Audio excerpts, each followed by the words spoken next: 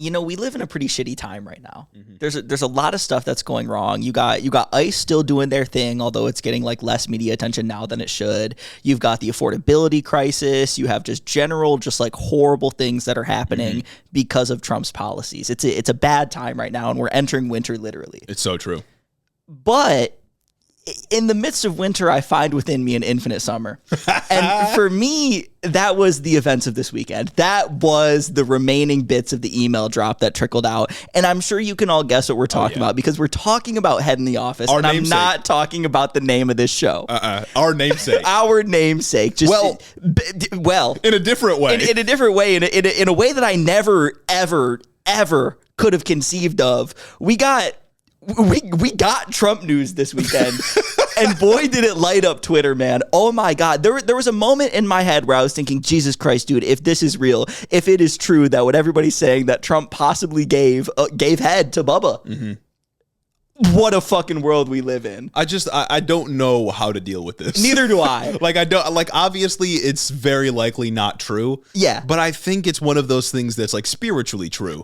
I think it's like the JD Vance couch. I think like whether or not it's true or not, people are going to run with it because at its face, it's just funny. I just didn't think the name of this show would be relevant in such a way that so closely resembles what inspired the name. Exactly. Do you know precisely. What I mean? Like Bill Clinton at both. Like, like if it's true, Bill Clinton impeached for getting head, Donald Trump possibly will be impeached for giving it. Yeah, you're telling me that like 2016 was like main bitch versus side bitch?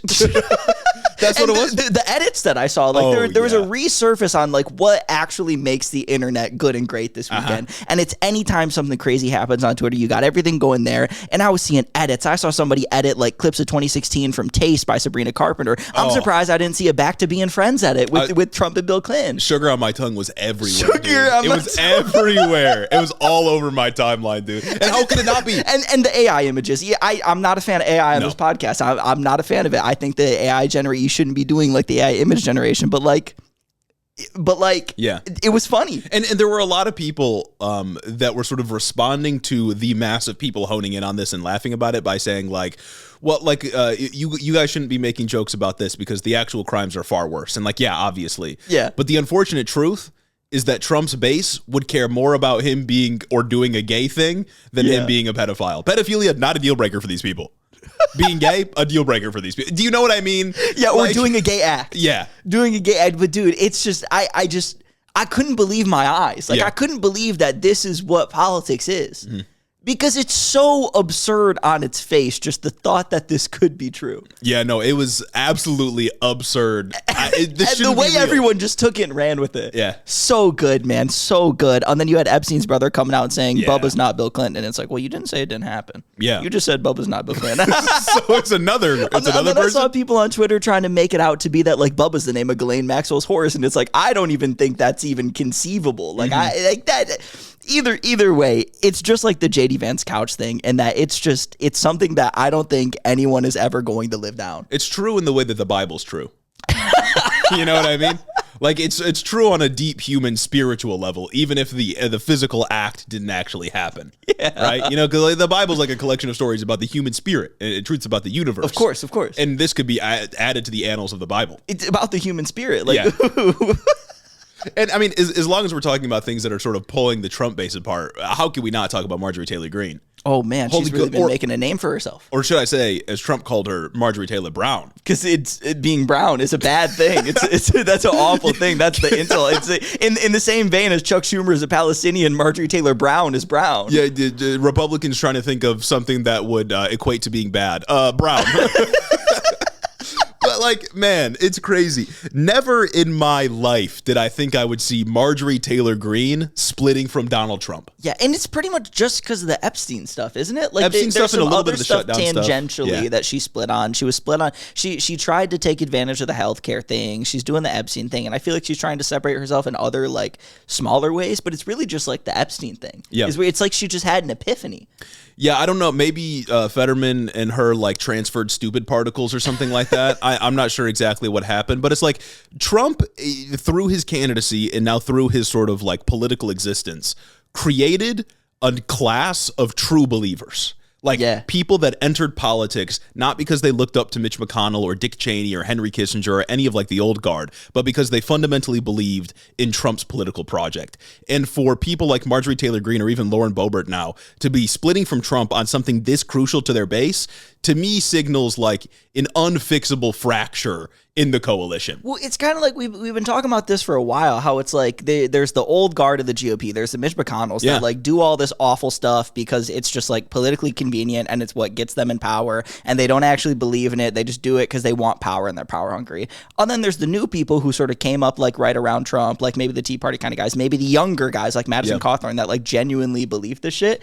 And you're watching them just kind of do massive infighting, and they can't like synthesize the difference between the two ends of the party. And now it's like beyond just like Marjorie Taylor Greene and like her, like honestly, I still believe it's grifting because she sees where the winds are going. What she's doing, the GOP is just like broadly fighting. They're in a civil war right now about whether or not to be and or accept Nazis into their ranks. And it's been going on with Nick Fuentes and Tucker Carlson. Recently, Tucker Carlson had Nick Fuentes on the show. Some people got upset about it. Ben Shapiro got upset about it and started shitting on Nick Fuentes, which is like rightfully so. You know what I'm saying? And then but Ben is the minority opinion on the right now, which is crazy because the Heritage Foundation. This is the ideological diversity on the right wing, people.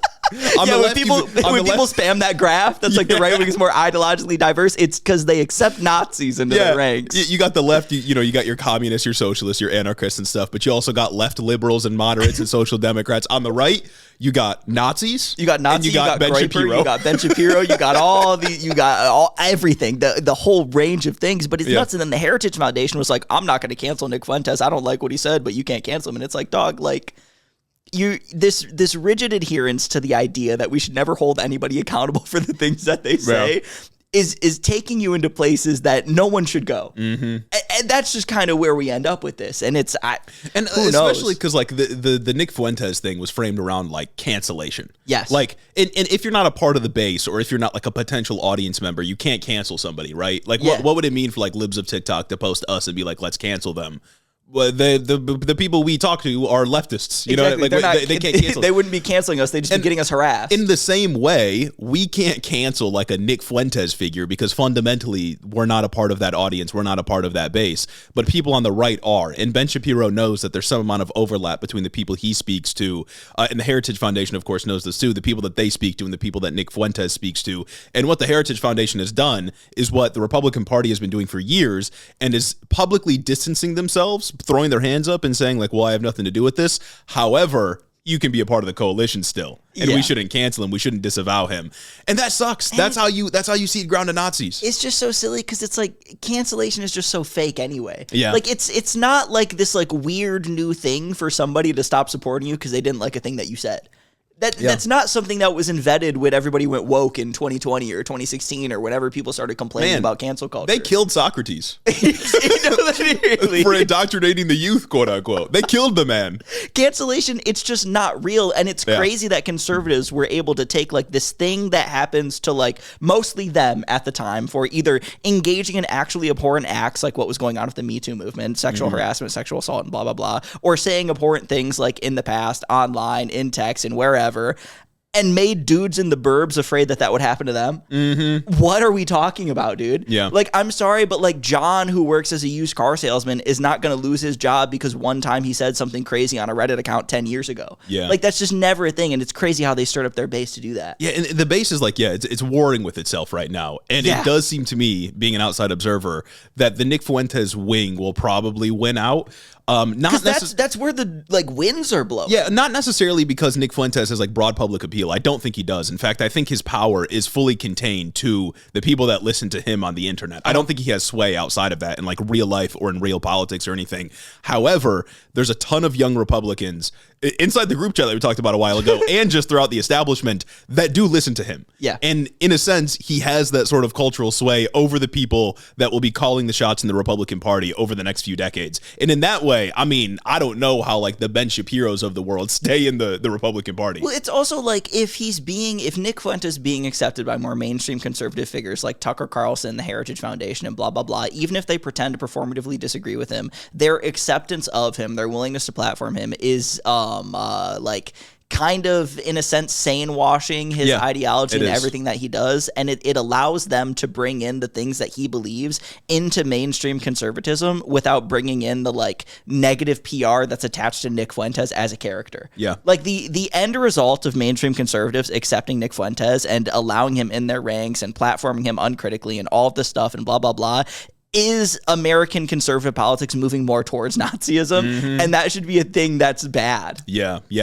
I don't know how Trump recovers from people like Marjorie Taylor Greene. In the short term, I mean, people like Marjorie Taylor Greene, people like Lauren Boebert breaking ranks with him. And this is recorded before the vote that's going to take place on the Epstein files discharge petition stuff. But like, if more than 100 Republicans break with him in the House, I don't know. That seems like it's it, right? Yeah. Because this is an issue that they are supposed to care about, like specifically. Like one of the things that brought people into the MAGA movement, people like Marjorie Taylor Greene and Lauren Boebert, if they're like genuine in their beliefs, is this idea, this notion that politics fundamentally is controlled by a group of people that are preying on children. And if your president, the guy who's been at the forefront of this, the guy who brought you into the movement, is now the one stifling the project that would bring that all to light, I don't know how you can stay by his side. It's frankly amazing that like last week Lauren Boebert didn't cave. Like Lauren Boebert or Nancy Mace didn't cave. It was reported that she came out more determined because she was like, oh, there's something going on here. They brought her in the situation room. Yeah. You only go to the situation room if there's a situation, and there shouldn't be a situation. We're trying to like, at the very least, even if Trump himself isn't implicated in the files, protect people who are implicated in the Epstein files. Like, what is going on, man? Yeah. And then we circle all the way back to Bubba. To Bubba and the other thing, fracturing the base. Oh my God, man. It's over. It's over. And I think it's a funny thought to me personally that maybe the reason why Trump was so adamant about these files never coming out, maybe the reason why he switched up on Sunday night, which we'll talk about later, was because he didn't want this to come out, and now that it's out, he's got nothing to lose. Wouldn't that just be if that was perfect? The thing? Like, wouldn't that just be amazing if that was the thing? Man. Oh my goodness, man. I'd forgive him.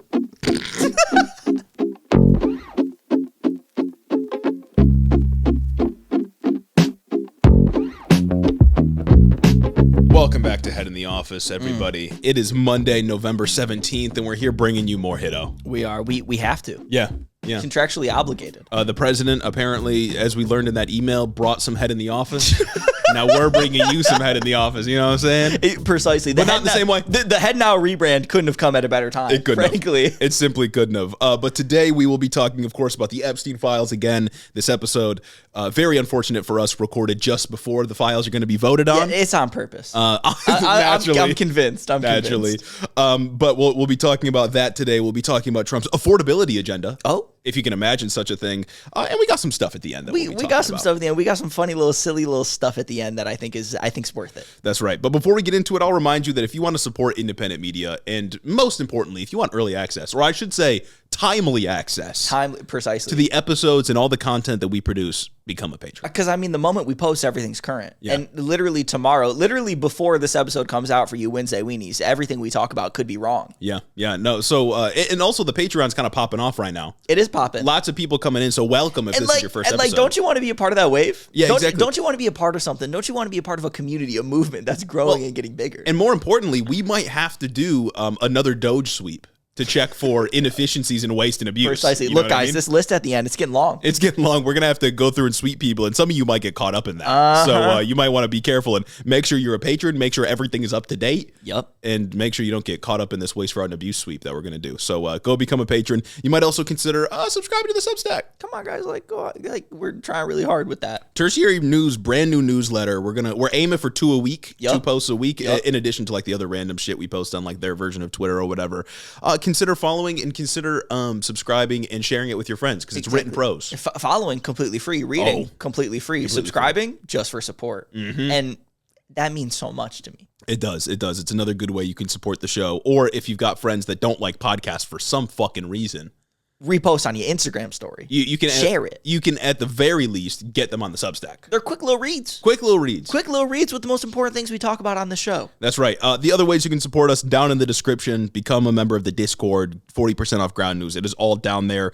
And lastly, you can leave a 5-star review on Apple and Spotify. Oh, we're gonna read both of them here at the top because we don't have too many. This first one from on Apple, Amanda Jacobsmeyer, the only men I respect. I hate listening to men. as a general rule, but these quirked up white boys have weaseled their way into my eardrums and heart. Big on that. Excellent takes, great analysis, and what I really appreciate about the show is how all the discussion seems centered on the real impact rather than just viewing politics as a sport or thought exercise. One small critique: I don't think you guys condemn political violence and or Hamas enough. Hold on now. I condemn it more than you. I'm going to have to stop you right there. Are you on record twice a week, every week, condemning Hamas and political violence? No.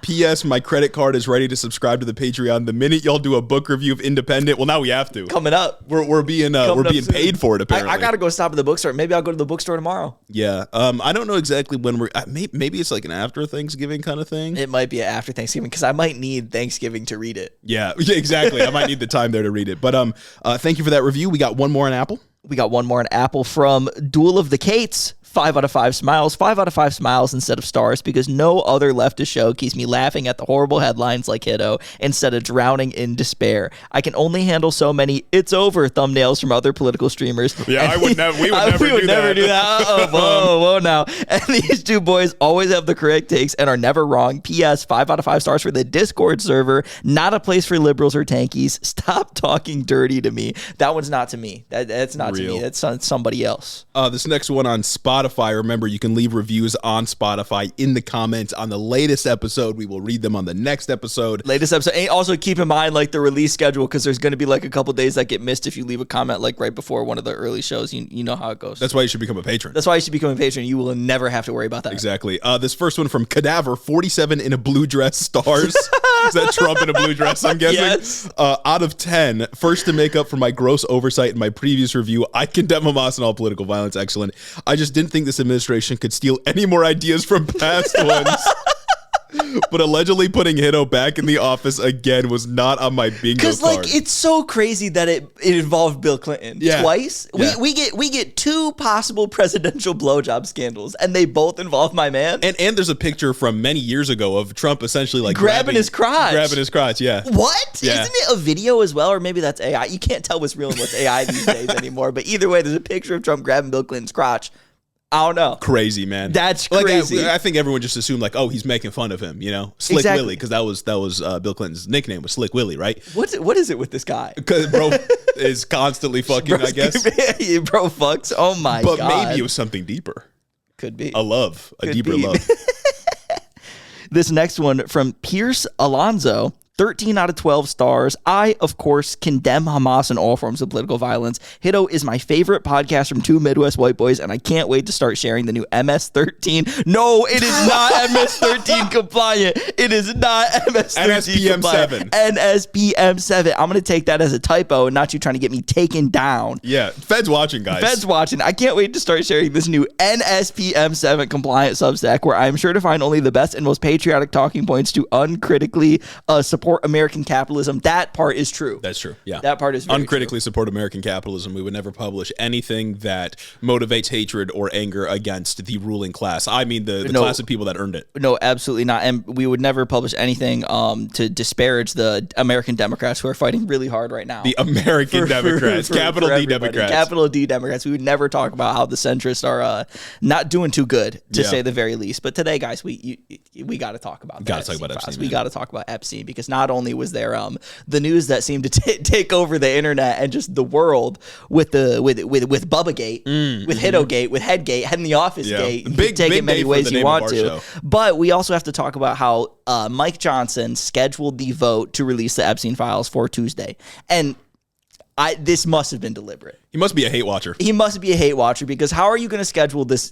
Probably one of the most important votes, one of the most important things in politics of the year for the most inconvenient time that it can be scheduled for us specifically. Yeah, no, it really does just fuck us over specifically because we can't talk about it until Thursday. It's really just us because it's like, yeah, you do it on Wednesday and it's like, oh, okay, sure, everybody's happy. Everybody understands what's going on. But you do it on Thursday, unless you do it while we're recording, like it's fine. Then at that case, we just wait.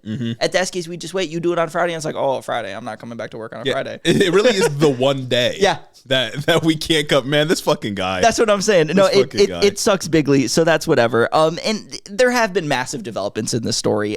This isn't the same thing that it was last week. Last week we had talked about how there were like inklings of Republicans being willing to sign on to the actual vote since the discharge petition passed and it was out of their hands and it was going to be a vote, because, it's a lot easier to say, to hide behind voting no on a discharge petition to force a vote than it is to say, I voted to not release the Epstein files. I voted no on the Epstein Files Transparency Act. That's a bit hard. That's a bit harder to message around. That's a bit harder to come back from than saying you voted no on a discharge petition that you can just continue to claim as a hoax or whatever. The vote's real. It's a real thing. It's like the one time you can be held accountable for a vote. And more and more Republicans just over the weekend started coming out in support, signaling that they were indeed going to vote yes on the Epstein Files Transparency Act. I would hope no one votes no on that. I would just hope nobody votes no on that. It should be disqualifying to vote no on something called the Epstein Files Transparency Act, but I digress. No, I think it's pretty obvious what they'd be trying to do if they did vote no. Eventually, we'll get some detractors, at least a couple detractors, you know what I mean? Exactly, yeah. But I do think that we're going to see at least... I mean, reporting has been saying like at least 100, maybe more than 100 Republicans switching up. Thomas Massey said he thinks there's going to be 100 Republicans that vote yes for this. Ro Khanna said he's more cynical on it. He thinks there's going to be about 40. But either way, a massive departure from 4. A massive departure from Nancy Mace, Lauren Boebert, Thomas Massey, and Marjorie Taylor Greene. Like you're getting more like the regular guys, the regular names that actually like are scared that they might lose their seat in 2026 because they haven't made a name for themselves in the party. They're just kind of somebody that's like there. Yeah, in fact, we know for sure that we have at least one other Republican that has come out in favor of this, and that's the president. That is the president. And it's crazy because it's like there has been massive like internal pressure that's been building with all the Republicans that are coming out saying, guys, like I literally can't vote no on this. Like my head is on a chopping block if I vote no on this. I probably campaigned on this. Which like good. Good. Yeah, absolutely. It's, the protect pedophiles. It's the stop protecting pedophiles bill. You can't vote no on that. Yep. You absolutely can't vote no on that. But the pressure did get to the president. And on Sunday night, like 2 days before the vote was scheduled, basically the 11th hour, Trump made a Truth Social post saying, and I'm going to read you this full Truth Social post. It is long, but it is worth it. Okay. He said, quote, "As I said on Friday night aboard Air Force One to the fake news media, House Republicans should vote to release the Epstein files because we have nothing to hide and it's time to move on from this Democrat hoax perpetuated by radical left lunatics in order to deflect from the great success of the Republican Party, including our recent victory on the Democrat shutdown. The Department of Justice has already turned over tens of thousands of pages to the public on quote unquote Epstein. Are looking like, why is that in quotes? Why is Epstein in quotes? They're literally documents related to Epstein. What are we doing here? I digress. Are looking at various Democrat operatives, Bill Clinton, Reid Hoffman, Larry Summers, etc., and their relationship to Epstein, and the House Oversight Committee can have whatever they are legally entitled to. All caps, I don't care. All I do care about is that Republicans get back on point, which is the economy, he put quote unquote affordability. Because he doesn't care. Which we are winning big. You're not winning big on that one. Our victory on reducing inflation from the highest level in history to practically nothing, bringing down prices for the American people, delivering historic tax cuts, gaining trillions of dollars of investment into America, a record, the rebuilding of our military, securing our border, deporting criminal illegal aliens, ending men and women's sports, stopping transgender for everyone, and so much more.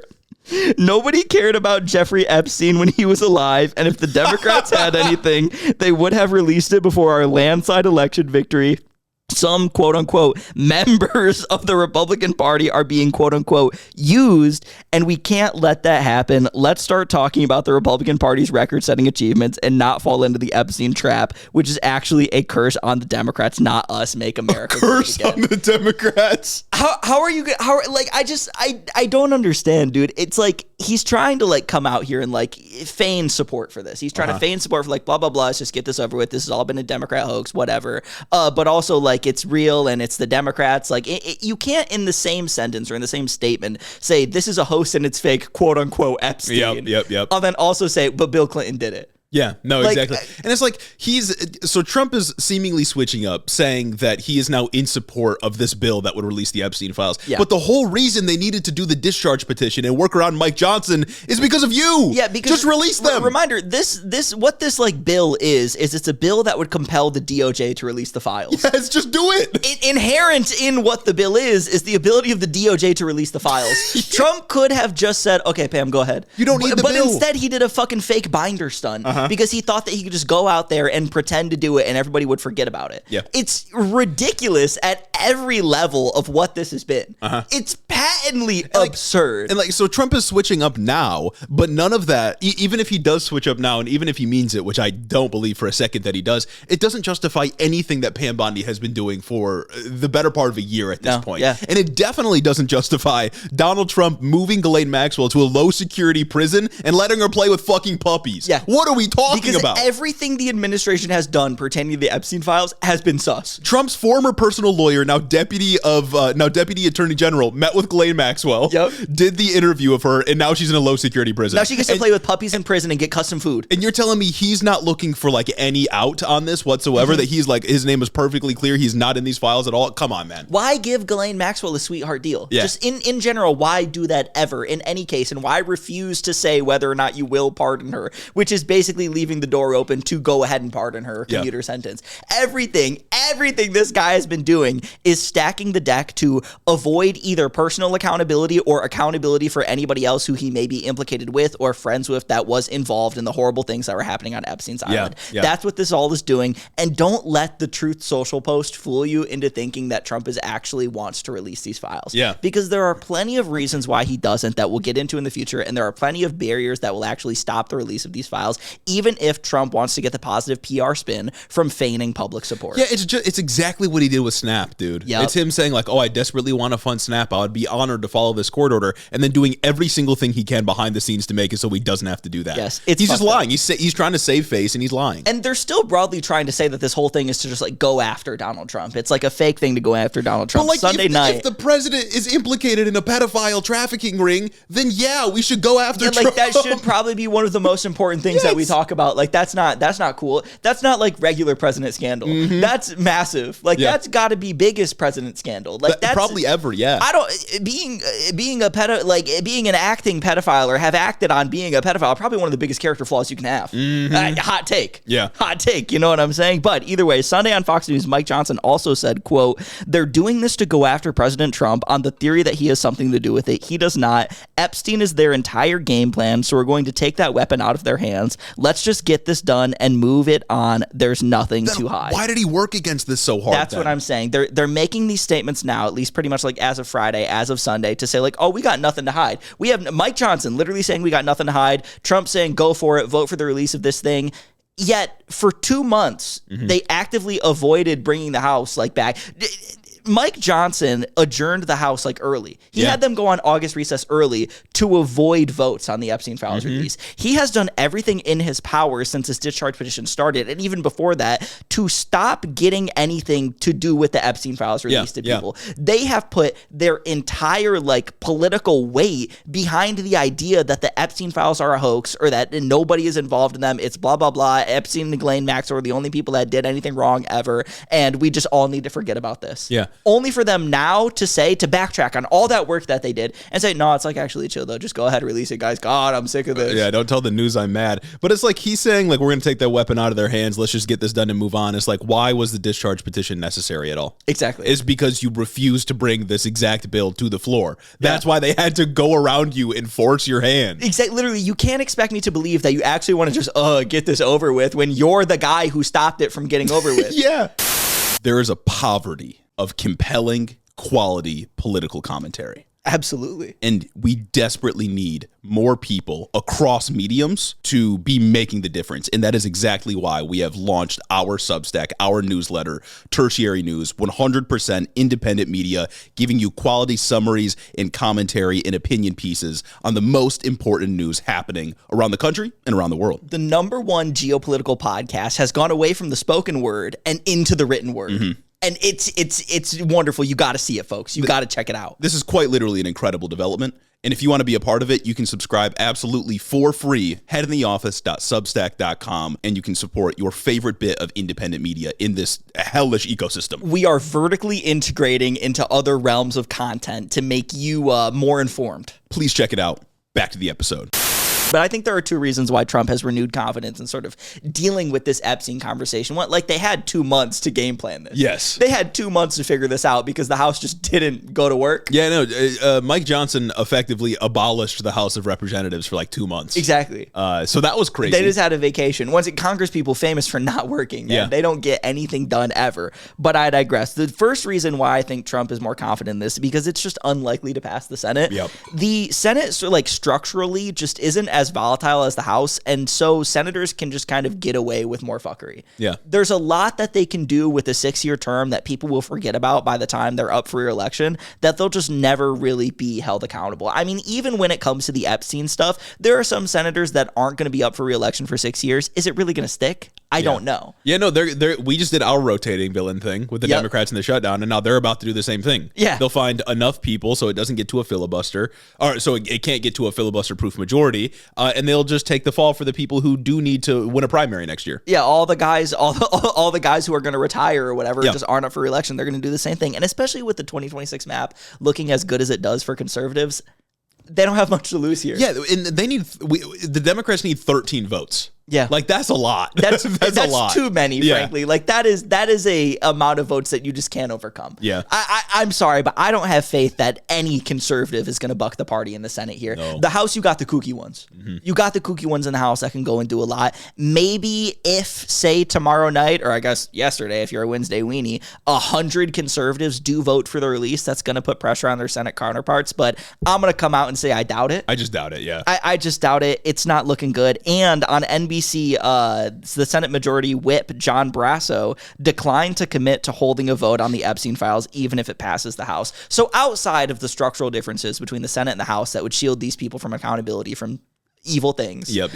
they're just not going to vote on it. Yeah, there's like, well, I don't think we really need to pay attention to the Stop Protecting Pedophiles Act. Yeah, they're just going to let that one languish. They're going to be like, yeah, we can just whatever. It can just live in limbo. Yeah. Pedophiles can be protected. They can't be. I don't know. It's hard. We just have more important things than to go after like the pedophile sex trafficking ring and all the people associated with it. All of the super powerful people in politics that got together to have meetings where they do evil. Yeah. That's not an important topic right now, guys. What about, I don't know, Walmart? We got to focus on unleashing the free market. We got to focus on 500-year mortgage. Fucking dude, infinite mortgage. We got to focus on lifetime mortgage. We take the average span that a person is expected to live, and we can base your mortgage based on how many years you have left. Fucking dude, how about this? You're born with a mortgage, and you start paying on it from childhood.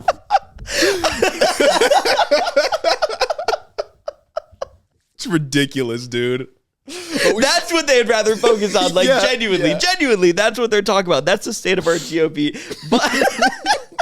But aside from forever mortgages and the Senate being structurally different, I do want to talk about what Trump talked about in that Truth Social post, and that's this investigation into Bill Clinton and JP Morgan and these banks and broadly Democrats. I gotta say, it's so awesome that like this discharge petition, it gets its 218th signature. It looks like it's about to get a vote. They pull Lauren Boebert into the fucking Situation Room, and then like the next day, Trump is like, yeah, we're launching an investigation into the Epstein files. I know Pam Bondi said the case was closed like back in July, but we're going to launch another investigation into the Democrats. It's so funny that it's just literally he came out explicitly saying we're investigating the Democrats for ties to Epstein. He's doing what they accuse the Democrats of doing. Weaponization of the Justice Department right here. What the fuck is going on? But that's not even like the big part of the story. Right. In the Biden administration, back in the Biden years when things were like, I don't know, more chill, if Biden said, I'm investigating Republicans and their ties to Epstein, that'd have been probably the biggest scandal of his presidency. Dude, Merrick Garland didn't do anything. Merrick Garland sat there and waited for court cases to go on so long that you just couldn't ever do anything with them, and he sat around and it didn't work. Merrick Garland acted like he was a fucking conservative congressperson. Merrick Garland never showed up to do fucking anything. He is like the worst Biden appointment of like out of the entire administration. How is it that we got Lena Khan and Merrick Garland? I'm saying in like the same fucking administration. It's ridiculous. The go and whatever the opposite is. Oh my, the boat.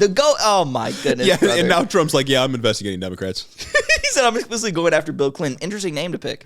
Like there's there's ostensibly, I know this has always been bullshit and nonsense, but we pretend like there's a separation between the DOJ and the president, right? Yeah. Ideally, the DOJ and the attorney general, they work on behalf of the people. They don't work on behalf of the president, right? This is ideally how it's supposed to work. But I love that we've just given up that illusion. He's just like, yeah, I told Pam Bondi to investigate my enemies. Uh-huh. He said, yeah, I told Pam Bondi to do it. And he also just goes and says, quote, Epstein was a Democrat and he is the Democrats' problem, not the Republicans' problem. Quote, they all know about him. Don't waste your time with Trump. I have a country to run. Like this guy, he's just got it. Like he's just unabashedly. If there's like one word that summarizes this administration, it's got to be like audacity. Yeah. He's a Democrat. It's a Democrat problem. It's not my problem. It's not a Republican's problem. It's a Democrat problem. He was a Democrat.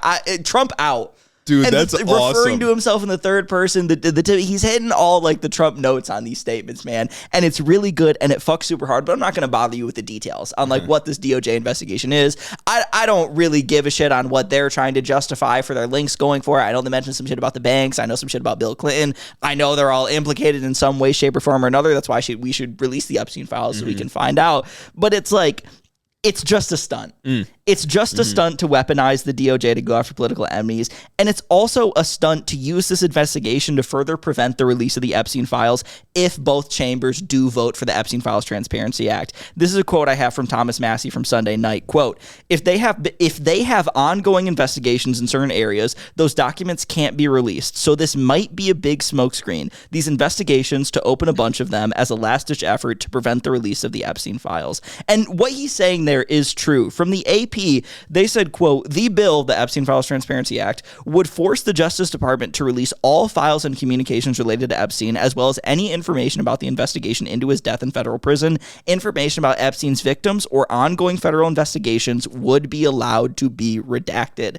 The law is written in such a way that would allow Trump to pull another stunt like when Pam Bondi gave binders to a bunch of conservative influencers, except this time, instead of giving nothing to nobodies, you are literally handing nothing over to Congress and pretending like you're doing something with the country. Yeah, just pages of black marker. Just pages of redacted black marker. Wasn't it a part of the bill that the whatever committee is getting all this information can demand to know like why the redactions are there? It might be. I vaguely remember something like that happening. That would make sense. I hope that's there. Yeah, I can't remember exactly either, but it does seem like a part of it I understand. Like this is sort of a last-ditch attempt to make it so they don't have to release the stuff that would indict the president and his buddies, right? Yeah. Like that's the idea. But this does make me think like you are just dragging this shit out. Oh, absolutely. Because like it's going to come out. If there's just like a billion redactions on all of these files, they're just going to sit in committee for literal months being like, explain this. And it's just going to be endless an endless stream of people saying like, oh, well, I can't say why. And the implication is going to be it's the president's name. It's going to be there's like a back and forth between, it's under investigation. We got an investigation. What's the investigation? Oh, into like the Epstein files. Then people are going to testify in front of Congress and they're going to, I don't know, use words to do evil and a whole bunch of bullshit until they just drag out this accountability process. And I feel like it's just going to make people angry and angrier. People were already upset. Like the reason why we got to this current place that we got in was partly because of what they did with the binders. Pam Bondi made it a whole big thing to release the Epstein files, to give these things to end wokeness and libs of TikTok so that they could have transparency. They could do their radical transparency. And all that came of it was a heaping pile of literal nothing. People got upset about it. They demanded more. So then they tried to give them more, but in giving them more, they just backed themselves further and further and further and further into the corner. And the walls just keep closing in the longer that we drag this whole thing out. And notably, the conservative influencers that were used for the propaganda photo op weren't the ones that got angry. It was everybody else that was like, this is all information we already had, or it's just walls and walls of blacked out text. Yeah. So, it started off with that. And just before that, of course, famously, I think on Fox News, Pam Bondi said, the files are on my desk waiting to be reviewed. Yep. And then a few months later, I think July of this year, she was like, oh yeah, case closed. Like nothing happened here. We just couldn't find any connection. He killed himself. They used their like propaganda mouthpieces to go and say like, no, it's fine. Remember when Charlie Kirk went and said, I'm just going to trust my friends in the administration on this one? Yeah. Really? We're just going to trust our friends in government, something conservatives do all the time? Yeah, I'm just going to trust the government that that they're telling the truth about this pedophile sex ring that implicates the president. I'm going to trust the government that the government investigated itself and found that the government didn't do anything wrong. Come the fuck on, brother. Like, that's a cliche that even conservatives can't believe, as we've seen right now. And if people were mad about the binders with influencers, they have to be even more mad if Congress comes up empty-handed. Yeah. If Congress does all this song and dance and it's the biggest news story every time it comes up just for them to get and release nothing. And I'm telling you right now, when it's individual Congress people who are on the chopping block for that, when they come around and try and claim a victory, maybe if they even have the audacity to do so when Trump hands them redacted information, they are going to turn, because they're going to have to turn, because the people are going to be going after them. Yeah. They're the easiest to hold accountable, and they're not going to want that. Nobody ever wants to be held accountable. No, of course not. So they're going to kick the can back to Trump if they have any balls. Yeah. And I think this whole thing will end up like being this battle of how tight of a grip does the Trump have on the GOP. Yeah.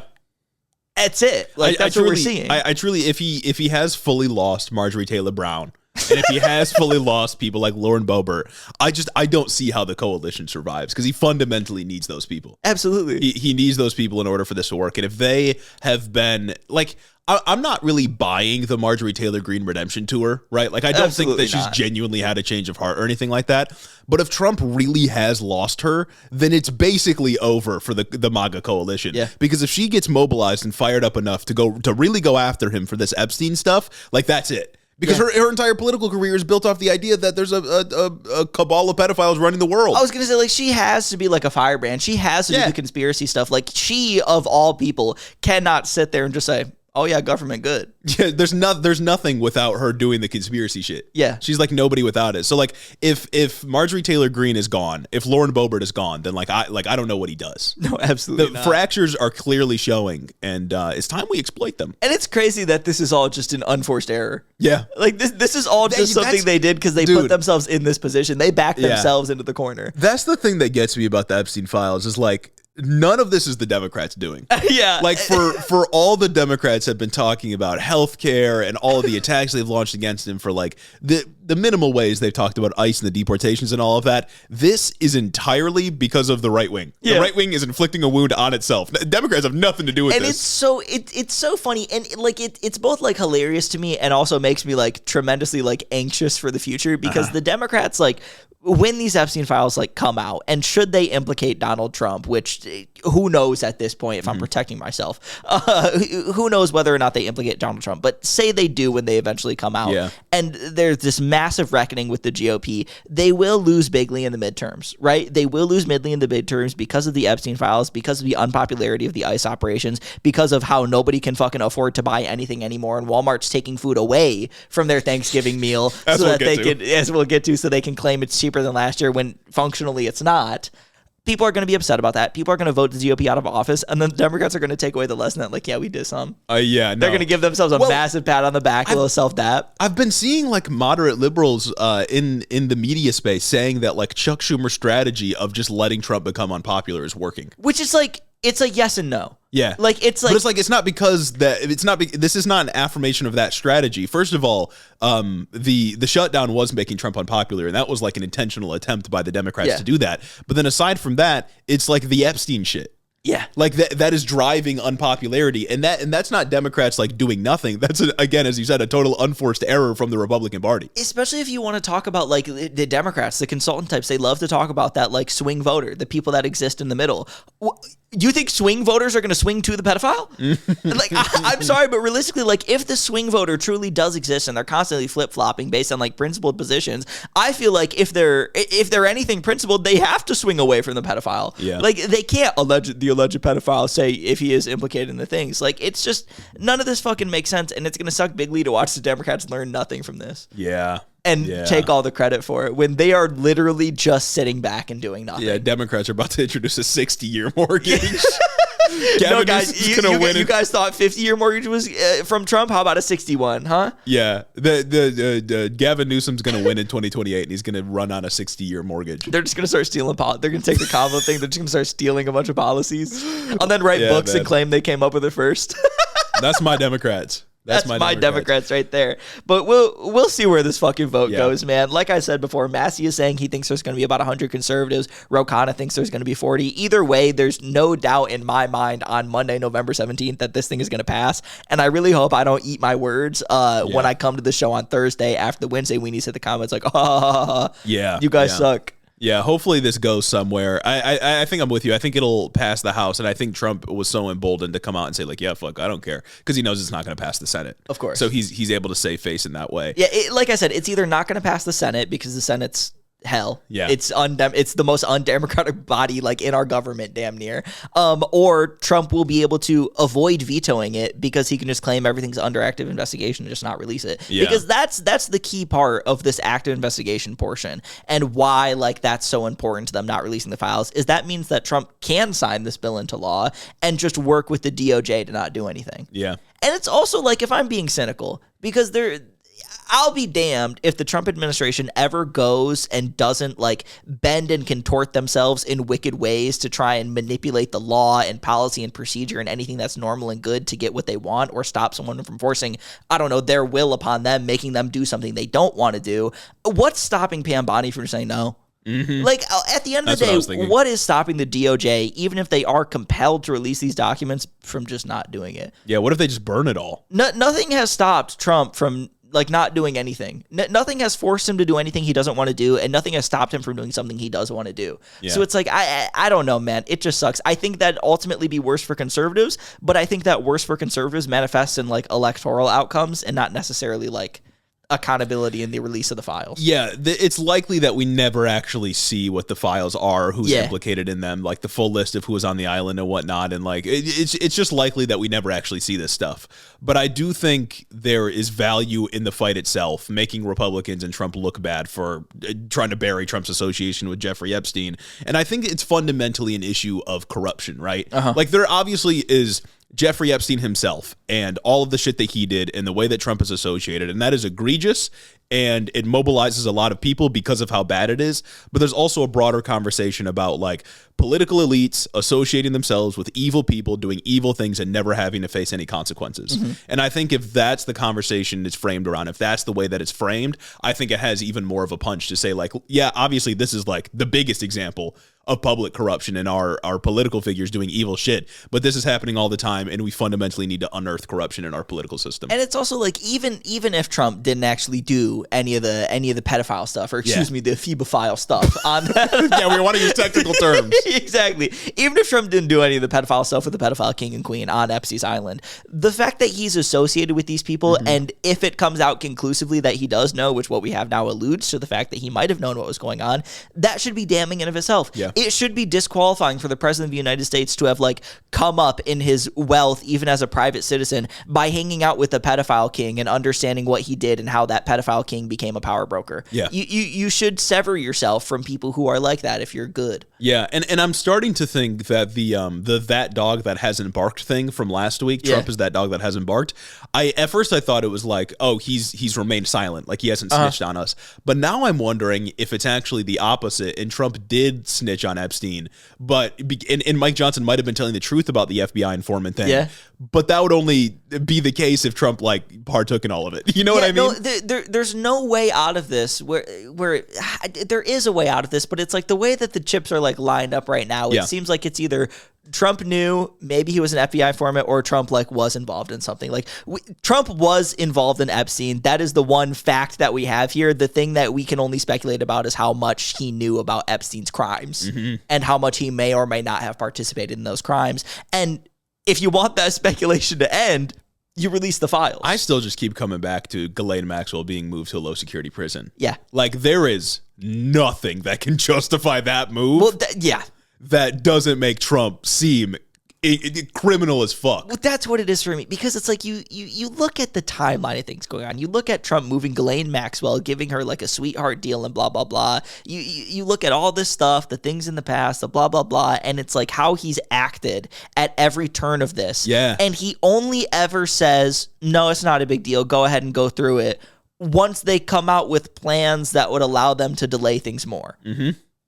You don't do that if you're not guilty. Yeah. Like, I'm sorry. Like, I'm speculating here, But, like, it feels like you don't do that if you're not guilty. That's not something an innocent person would do. If you truly think we should just move past this, you would just move past it. You would just get the vote out. You would get the information out. You would clear yourself because you can. You're literally in control of it. Yeah, but like if he literally had nothing to do with this, he could easily just have said like, yeah, Ghislaine Maxwell should rot in prison for her participation in this sex trafficking. And then he could say, no, I would never pardon her. Exactly. But he can't commit to not pardoning her because he's considering commuting her sentence so that she won't like snitch on him. Which it's just everything this dude's done has been incredibly sus.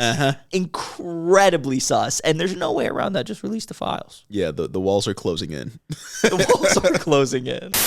You know, sometimes it just feels like all the news happens on Monday and Tuesday. It's messed up. But my favorite podcast drops episode on Wednesdays. I don't know what to do. It feels like they miss all of it. That's a curse. If only there was a platform that I could go to where I could listen to these episodes early, maybe when they record them. Do you have any thoughts? Boy, do I have a solution for you. Oh, do tell. If you head over to patreon.com/headintheofficepod, you can listen to Head in the Office episodes before the curse of Monday and Tuesday news comes out. Really? Do tell. And you get access to commercial-free episodes. And everybody wants commercial-free episodes. I bet there's also a whole host of other benefits and community engagement that they offer. And friendship. Very true. Who doesn't want friendship? The most important thing. Absolutely. In times like this. Back to the episode. Anyways, from this issue, it feels weird to talk about something like normal, politically normal. But I mean, still, the walls are closing in. Yeah, the walls are closing in. Just on us this time. And we're talking about affordability. We're talking about the constriction of the money in your wallet and the fact that nobody can afford anything. Because since the 2025 elections a couple of weeks ago, just about every person in politics or political media has been talking about this ephemeral, intangible idea of quote unquote affordability. Yeah. Everyone's been talking about it. It's a top issue for voters. I think the consensus opinion right now is that affordability was the main issue in this past election and in my opinion, the 2024 election as well.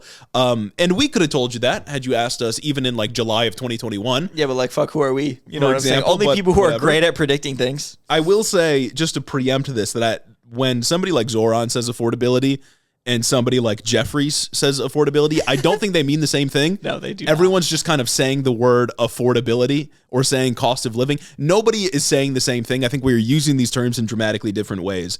But that's sort of besides the point, because the lesson that the GOP took away from the election is that they need an affordability message. They need a way to address the cost of living. It's the top issue for this past election. It's going to be the top issue in 2026. They got to find a way to talk about the economy. I would argue it's never not going to be one of the top issues. Well, we've been saying this. Yeah, we've been begging the Democratic Party, please talk about material conditions and wealth inequality, please. And they just don't. I don't know. What's like a struggle that unites all of us? Yeah. Everybody got to pay rent. Everybody got to pay rent. Everybody got to pay rent. Maybe it's a class struggle. I don't know. Yeah, but it took one quirked up Muslim boy from New York City to say something about it, and now they're all listening. So I guess I'll take it. But so Republicans have to find a way to talk about affordability. This is the conclusion that they've drawn. So Trump has started talking about this affordability issue, which is comprised mostly of him insisting that the economy's already good. So gas. Joe Biden. We got a hint of it with the Truth Social thing. We did. Everything's great right now. Don't listen to the numbers. Blah blah blah. Everything is awesome, and you should think it's cool. And it's incredibly Joe Biden coded. Yeah, it's incredibly Joe Biden coded. So I have a clip here from an interview he recently did with Laura Ingraham on the Ingraham Angle, and it's two different clips, and I've cut them because Trump loves to ramble. So the first one I think is about a minute long, and then we'll pause, talk about it for a second. Then the second one's about 20 seconds long. She gives him two opportunities to like address this issue. Oh God! And both times he's like, shit's already good. It's a hoax. It's funny with Laura Ingraham specifically recently. I feel like every clip I've seen of her like talking to Trump or damn near talking about Trump, she's irritated. I know that's like her shtick. Mm-hmm. She's always seems kind of irritated and like not into whatever it is, but she seems like fed up with the guy. Yeah, and it's like she's still a sycophant, you know? Yeah. She still gives him softball interviews. But here, again, she gives him like multiple opportunities, and she's kind of doing like actual journalism by pressing him. No, I think there was under no circumstances do you have to give it to her. I think there was another moment like a couple months ago where you talked about maybe Laura Ingraham actually did real journalism. With Hegseth, I think. Yeah. So, I mean, it seems like maybe it's getting to a point where even Fox News is like, dog, I can't keep defending you. Well, so I think let's take a listen, and then we'll pause after the end of this first clip here. Economy was listed as a top concern. I know you know this for voters in New Jersey, New York, Virginia. And I know you've been all over the affordability issue today and for the last several months. Eggs, gas, a dinner cost for Thanksgiving way down. But other things, as you noted, have gone up. Beef, coffee, auto repairs. Is this a voter perception issue of the economy, or is there more that needs to be done by Republicans on Capitol Hill, or done in terms of policy? More than anything else, it's a con job by the Democrats. Oh, my God, They man. just have to say, they put out something, say today costs are up. They feed it to the anchors of ABC, CBS, and NBC, and a lot of other, and CNN, and et cetera. And it's like a standard. I'll never forget they had used a word like manufactured. Do you remember the word manufactured? It's a manufactured economy. Nobody uses that word. Every anchor broke the manufactured. They do exactly what they say. It's such a rigged system. So are you ready? Costs are way down. Oh my God, man. It's like It's awesome. he couldn't be lying more. And it's like it's getting to the point where it's like this has got to be even too much for his base, right? Because no matter where you go, prices are up. Yeah. Eggs were up big style. Yeah. Eggs may be back like down to like normal prices now, but then other things have gone up. Like admittedly, he had the tariffs on the beef and the coffee and whatnot. And beef prices literally went up because of that. He just took tariffs off of beef and coffee because they're too expensive. And now he's trying to tout that as this big win for affordability, like he did something. As a certified coffee drinker myself, I have a coffee almost every single time I record the podcast right over here. A bag of coffee has been so fucking expensive, It's dog. ridiculous. It's like $15. Oh my God. For a bag of coffee. It's ridiculous. And so, yeah, the tariffs have been harming the economy. Like, obviously, And everybody that's predicted. you, dog. And that's like the consumer, right? The costs are passed along to the consumer. And him removing these tariffs to then lower prices and talking about that as if that's like a win for affordability is an admission that the policy is a failure. And so here he's like, no, it's just the affordability issue, the fact that people are upset with the economy, that's a Democrat con job. And it's also when it comes to like the tariffs and maybe prices stabilizing after tariffs were taking off, which I don't think they even have stabilized yet. Well, nobody that's just down back to a previous status quo, which is already unaffordable to a lot of people. Yeah. Like that's kind of the crux of a lot of what's going on. When Trump talks about affordability, it's either because the things he is citing are numbers that are out of context and have maybe been like fudged a little bit. Oh, a big bit. A big bit. As we'll talk Numbers about. that have been fudged, things that are out of context, or it's just returns to status quos that spawned the unaffordability crisis in general. Yeah, and that's what we'll talk about after we get through this clip. I've got a bunch of stats here, different things that indicate prices are actually up pretty bigly and people are struggling quite a bit. But the underlying issue is that, like, even if we return to a 2019 style economy, that shit still sucked for most people. Yeah. People still struggled with rent. People still struggle with student debt payments. People were still struggling with health insurance payments. Like, everything was still awful. It's just it was a little bit less awful back then. And it's like everything is a Democrat hoax, man. Yeah. Democrats are lying. Democrat hoax. Democrats are lying. Democrats are making up the affordability crisis. Actually, the affordability crisis is because of what the Democrats did, and I'm trying my best to fix it. And everything that's bad is the Democrats. Everything that's good is me. I don't think, not even I think the median voter's that stupid. You know what I'm saying? Like, people can clearly see, especially when it comes to an issue as salient and ever present and like everywhere as affordability. Yeah. People know. People feel their pocketbooks getting a little lighter every time they go to the grocery store. Well, yeah, and they feel their material conditions more than anything else. Exactly. And so you just cannot lie to people if the sort of broad indicators about national mood are saying that they're unhappy with the economy. It's just not something you can lie about. And it's like, when has it ever been like you became the president because of affordability, like supposedly, at least that's my big theory, is you low-key won because of egg price too high. And then you go and you're just like, like nothing is my fault. Like, it's the Democrats. Yeah. Like, blah, blah, blah. No, I actually can't do anything. It's the Democrats. I'm so powerless. I'm so weak and I'm so strong at the same time. That's just the essence of this administration, dude. Yeah. It's just the thing is that, like, material conditions across the board are just unavoidable, right? You have to pay for food. You have to pay for rent. You have to pay for health insurance, all the other things, all the other necessities of your life. Right-wingers can consistently lie about things like crime rates, and they can alter perceptions around that. They can lie about the necessity of National Guard. They can lie about how harmful immigrants are, because by and large, a lot of people, especially like white folks living in the suburbs, they never interact with immigrants. Yep. They never interact with like crime in the cities. And when they do, they're thinking of like a homeless person. But what they do experience, prices at the grocery store, their premiums going up. And that is just an unavoidable fact of politics. And this is why Joe Biden wasn't able to get away with the economy. Yeah. Like, this is why people still look at Joe Biden's economy and say it was bad. Although, like, a huge point of contention when we were talking about Biden and economics and what was going on under him was that the numbers were all trending upward. The numbers were all looking good. The ways they'd fiddled with the knobs made things better. but nobody could actually feel that on the ground because we had things increasing 1% here and there. We had this going up, X going down, blah, blah, blah. But at the end of the day, regular people, when they go to the grocery store, when they go to pay their rent, when they go to pay their car note, they were not able to feel a difference. And they're listening to people tell them that everything was fine, everything's good. Look at all these numbers. They're going on CNBC. They're looking at the markets. They're doing blah, blah, blah. They're looking at these massive economic indicators that are telling people that their life is supposed to be better when they look at their life and see that it wasn't. Yep. And that's part of why Biden failed. Yep. And Trump's kind of just walking into this again, which is why you say it's Biden coded. It's incredibly Biden coded. This is the Bidenization of Donald Trump. The only difference between him and Biden is that, at least in Biden's case, the macroeconomic indicators did work in favor of the Biden narrative. It's just, as you said, people on the ground couldn't feel it. In the case of Trump, it's all nonsense. No, everything's down and bad. Yeah, exactly. The only thing up is his words. Yeah. And the Biden thing just didn't work because, like you said, people couldn't feel that the actual improvements were reaching them.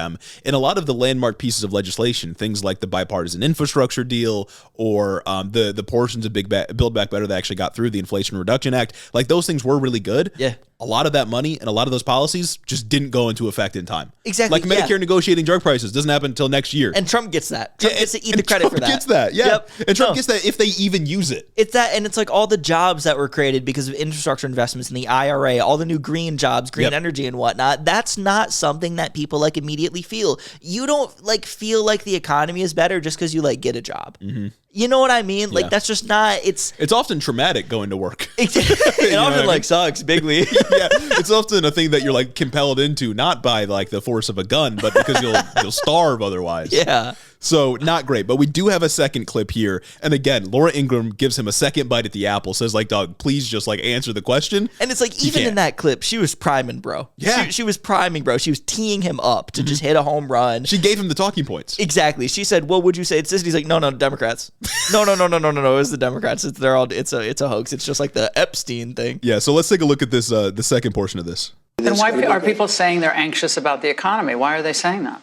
I don't know that they are saying. I think polls are fake.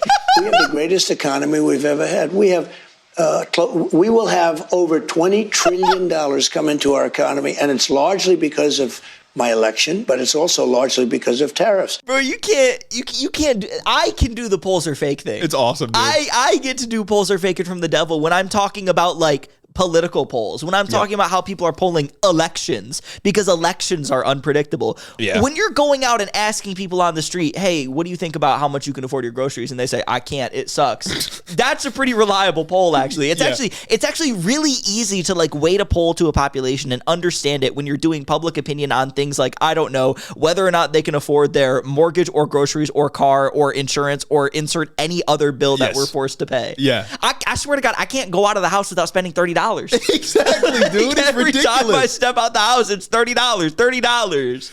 Oh my God, dude. It's so awesome how he's incredibly Biden coded, and like every question he gets, it's like you said, no, Democrat hoax, no, polling is fake. Fake, wrong, next question. It's just like he's just like speed running, losing the 2026 midterms. Again, Democrats are gonna win by default, dude. It's just, I'm great, you're bad, sucks, loser. Next question. So I do think we should get into some of his claims. We should get into the nitty gritty here because I think it's important, because I think Republicans are going to try to talk about affordability. Again, I don't know how they approach this issue other than doing the same shit where it's like, we're going to unleash the power of the free market. Like they're going to do liberal speak. Yeah, because it's like they're not going to do like industrial planning. Like that's our thing. Well, they're not going to come with real policies. They never do. Tax cuts. It's gonna be like tax cuts and deregulation. Oh my God! Is what we're going to have to deal with those talking points again. But I do think it's important to talk about where we are right now. Well, maybe they'll take over abundance. Oh, maybe. The abundance coalition will widen, and then we'll be in trouble. Well, you guys were talking about a Big Tent party. What's wrong? So in September, grocery prices rose by 0.3% in the month of September alone and are 2.7% higher than this time last year, according to the AP. And again, that's a market basket of goods. On the whole, overall inflation is up 3% as of September. We don't have October numbers because the government doesn't want to release them. They said that job numbers and inflation numbers for the month of October will likely never be released. Really? Yeah. Just straight up? Because of the shutdown, they say. But it's like you got the data. Yeah, it's there. Just like, compile it you know, for these us. things still work during a shutdown. Oh my God. Yeah. Beef prices, as you said, have shot way up, a problem that Trump is resolving by importing the diseased beef from Argentina to undercut American beef producers. Fantastic. Gotta bail move. them out. Absolutely. America first, baby. Argentina first. Egg prices have indeed dropped since the beginning of the year, which maybe Trump can take credit for, but only because like we dealt with the avian flu. Yeah, exactly. Like that was the thing spiking egg prices was the avian flu. Yeah. It wasn't like Joe Biden's policies. It was the existence of the avian flu. It wasn't Joe Biden killing chicken. It was the avian flu killing chickens. Oh my God, man. That was a time. And that issue, as far as we know, is largely subsided. So egg prices are going back down to where they were. But again, we're not reaching like pre-2020 levels. We're just like on par with where Biden was before the prices of eggs spiked previously. And then Thanksgiving. This is my favorite one, dude. This shit is fucking.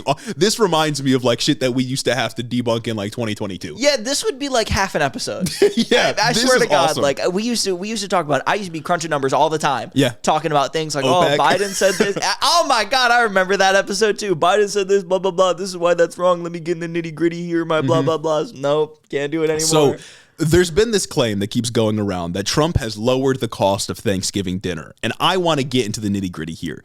This comes from an announcement from Walmart that the price of Thanksgiving dinner in a basket of goods that they like assemble for marketing purposes is down 25% compared to 2024. From the AP, quote, the 2025 basket costs less than $40 and feeds 10 people, about $4 a head, according to Walmart. In 2024, a basket for 8 costs approximately $56. Less than $7 per person. That's about a 25% decrease. So that's where that number comes from. Okay. That's what everybody is citing.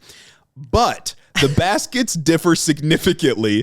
For example, this year's includes just 15 items compared to last year's 29. Dog, that's half the items. That's half the Thanksgiving. It gets better when you like consider what they cut. It's missing many dessert items, including pecan pie, mini marshmallows, and muffin mix, as well as savory items such as sweet potatoes. Oh my God. Yellow onions and celery stalks. Motherfucker, that's the sides. Plus, the amount of each item varies. Customers were promised a 10 to 16 pound turkey in 2024, but a 13.5 pound one this year. Nice. And they get one can of cream of mushroom soup instead of 2. Motherfucker, you get turkey and a side. What is going on, like, man?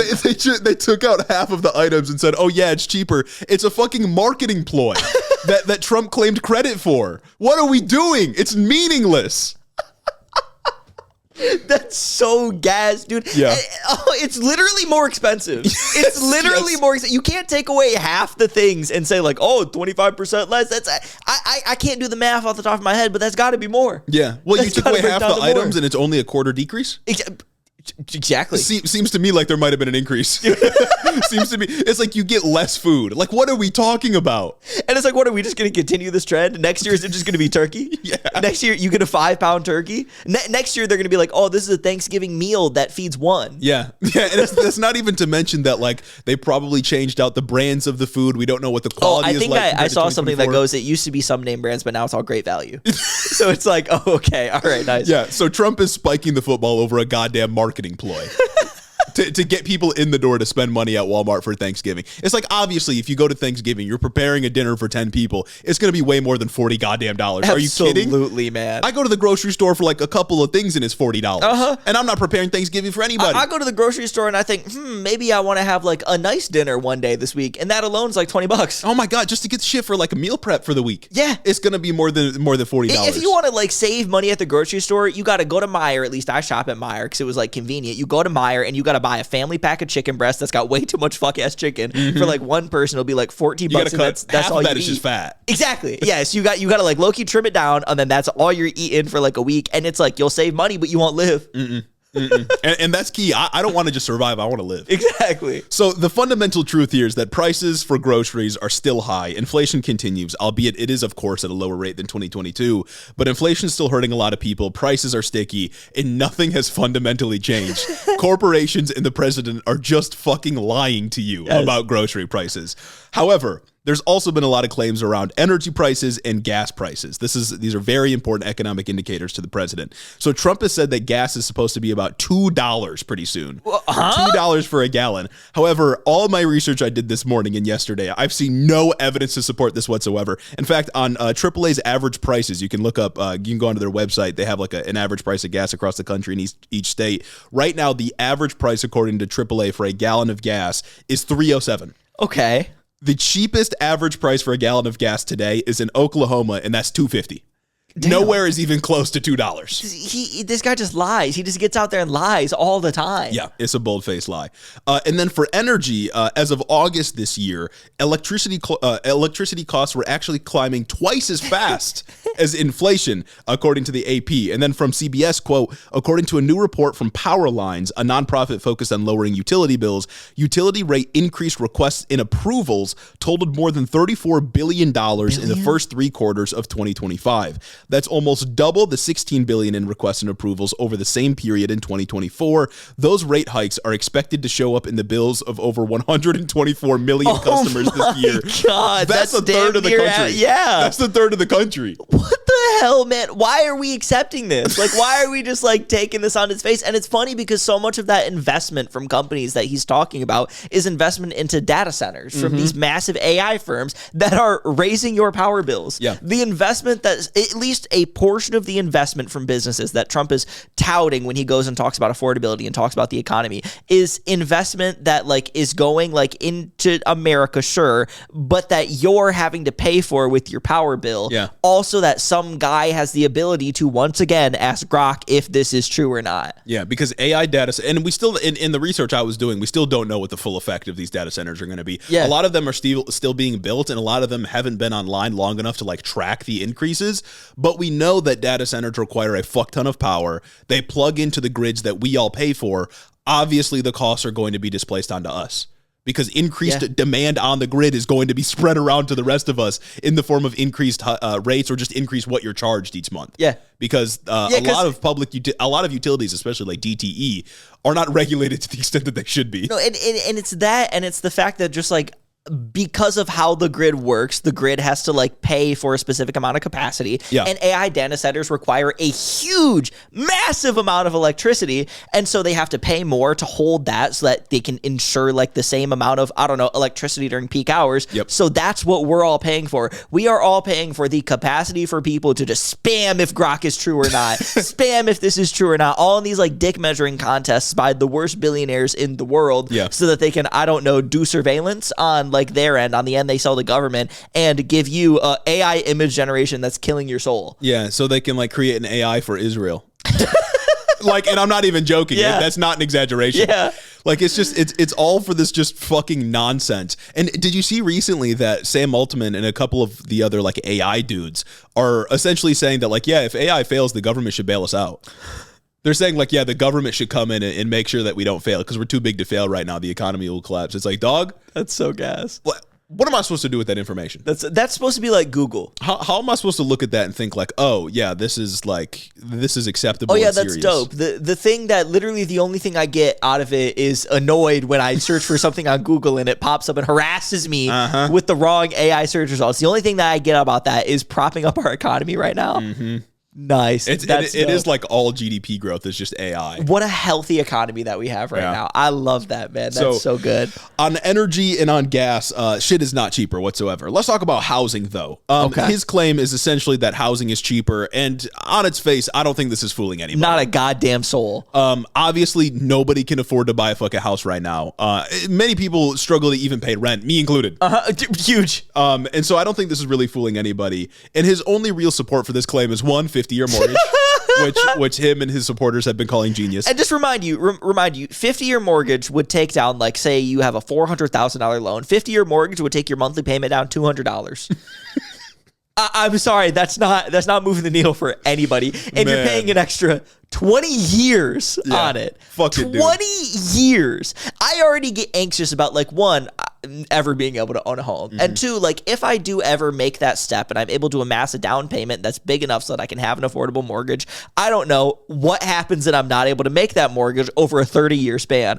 I can't imagine thinking about that over a 50-year span. And I'm 24 years old. Yeah. I am 24 years old right now. If I were somehow, by some miracle, because of you all want to give me lots of money so I can get a down payment, please, give me that. I go put my down payment. I take out a mortgage. That won't be paid off until I'm 74. Yeah, shit, you might as well just keep renting. Exactly. I think that's the conclusion we came to last week. Is like, shit, you might as well just rent. Exactly, because then you're not responsible for the homeowner thing. You don't have to pay property taxes. You're not responsible for the property. You don't have to do upkeep, maintenance, deal with the HOA if you're in an HOA, deal with all of these other things, these hassles that come with owning a home. What about when you got to go replace the roof every goddamn 10 years? Now you're paying 20 extra. You're 2 more roof replacements on your fucking mortgage, and those are like 10 grand. Fucking pushing me to just go live off the land. Jesus Christ, man. I'm about to live a pastoral life. Yes. Fucking a mortgage to you 2,000 years from now.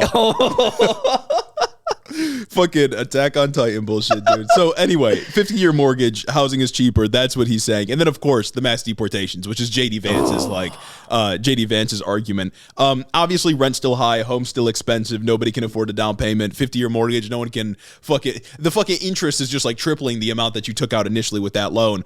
But I want to talk about the mass deportation things, right? Because the Trump administration consistently claims that immigrants are the reason housing is so expensive now. And you can sort of see the logic for why somebody might be convinced of this just by hearing the argument. Because the idea is more people in the country, higher immigration means that there is a larger strain on the low supply, making prices go up, right? Yeah. Ideally, this is what people are thinking, and you can see how this might There's like an some. intuitive way to think about this in terms of like supply and demand. Yeah, but there's a couple of issues with this. First of all, housing availability, housing as an issue is acute, meaning it's localized, right? More houses being available in, say, Texas doesn't make a difference for me here in Michigan. In the same way that like high immigration into Texas wouldn't make a difference for my fucking rent prices here in the state of Michigan. It just doesn't matter. And so as a holistic explanation, it doesn't really make much sense. Another thing is that immigrants aren't competing for the same houses as everybody else. Yeah, I'm sorry. The guy who came over here, like albeit illegally from the border and had to pick up a job as a day laborer at Home Depot is not competing for a house in the burbs. Yeah. They're not buying a $500,000 McMansion in Texas. Like that's just not the reality, man. Yeah, the plurality of immigrants are here on visa overstays. These are not people that are competing with you for housing in the burbs, as you said. Yeah. You're competing with other citizens, and you can't afford a home because of the constricted supply, because we're really bad at building houses. In fact, I was looking at it. I think this is from the what is it, like the real estate association or some bullshit, something stupid. Yeah, some organization that exists to, I don't know, make me pay more. Yeah, 50% of home buyers this year were 45 to 69. Yeah. It is not immigrants buying the homes, it's old people. Over the last couple of years, the average age of like first-time home buyers has like shot up crazy style. Yeah, it's old people buying the homes. And what's the good in that? Exactly, because the old people are the only ones that can afford to buy the homes. It's fucked up, man. Not to mention that, of course, mass deportations would likely make the housing issue worse, because I think the construction industry for homes is like a quarter of them are immigrants. Yeah. So this project of mass deportations will only make the housing supply worse. And lastly, of course, on a moral point, immigrants are deserving of shelter. Real. Like they're people, they're here. I think they should have a place to live.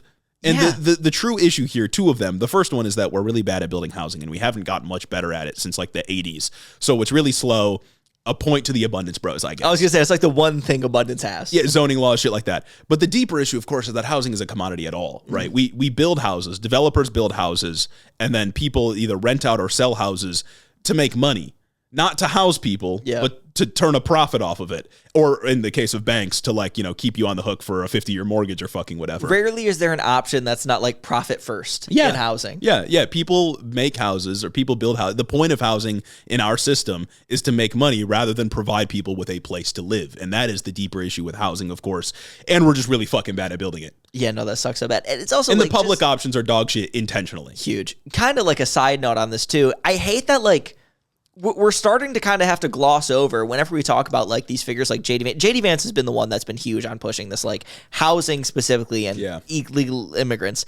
we have to like gloss over the 30 million illegal immigrants number to get to the actual like meat of the argument that they're talking about it, when it's like there are not 30 million immigrants here. Like they just lie so much that like even people who are otherwise, I guess, astute and following these things have to kind of just like forget about it, because it's like, God, what else is there to do? They are just going to continue to hammer these fake numbers into the heads of their base just to make life worse. And like they're in the undocumented, even if there were 30 million undocumented immigrants, there's not. It's more like a third of that, and they didn't all come in under Joe Biden. Exactly. Like you said, visa overstays as well. Yeah, visa overstays. But like even if there were 30 million immigrants, they're not the ones living in single family homes. Exactly. And like that's the problem. People are looking to buy homes and they can't, and because they can't afford it, that puts more pressure on the renting market, the apartment market, and that forces rents up as well. Well, that's why it's so like annoying whenever like conservatives employ like supply and demand arguments, right? Because like you get it here, and it's like you said earlier, housing is acute.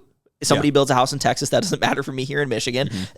They think that like everyone in America is just one big group of demanders who are competing with the one group of supply, and that's it, rather than understanding that there are complexities within the market. Like the economy, the American economy as it stands as a country, is not as simple as people demand, some people supply, and then the graph comes and meets at the middle where you get the price. That's not even Econ 101 understanding of things. That's just false. That's just not reality. And they employ this like all across different like sectors. They talk about it when it comes to like $15 minimum wage as well. That's another huge barrier to actually getting wage increases. They're like, oh, labor supply, blah, blah, blah, labor demand, whatever. The labor market will meet at the middle. We'll have consensus. Look at this graph I made that you only ever see in your Econ 101 class and then never again. Yeah, look at this graph I drew myself.